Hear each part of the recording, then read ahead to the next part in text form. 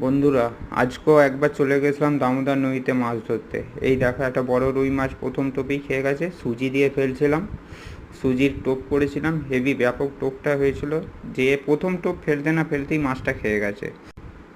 তারপর আবার ঘুরিয়ে ছিপ ফেললাম। আজকে কেউ ভিডিও করার আমার থাকে না গো, যে আমি হুইলটা খেলিয়ে খেলিয়ে তুলছিলাম, যে কীরকমভাবে খেলাচ্ছিলাম, যে একটা ভিডিও করব।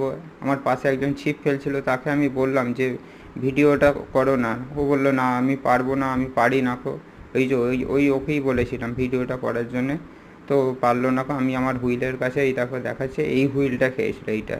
এই একটা পাশে হুইল পড়ে রয়েছে। তারপর ওই পাশে দেখো কজন ফেলছে, ওদেরও বাটা মাছ খেয়েছে অনেকগুলো। ভালোই মাছ খেয়েছে এদেরও। ওই দেখো ওই পাশে দুজন ফেলছে, ওদেরও বাটা মাছ খেয়েছে। এটা দামোদর নদীতে ছিপ ফেলা হচ্ছে, দেখো। তারপর আমি ভিডিও করলাম, ভিডিও করে দেখালাম, দেখো কত সুন্দর লাগছে। এবার আমার কন্টেন্টটা দেখতে পাবে। এই দেখো, ভালো লাগছে তো? ভালো লাগলে একটা লাইক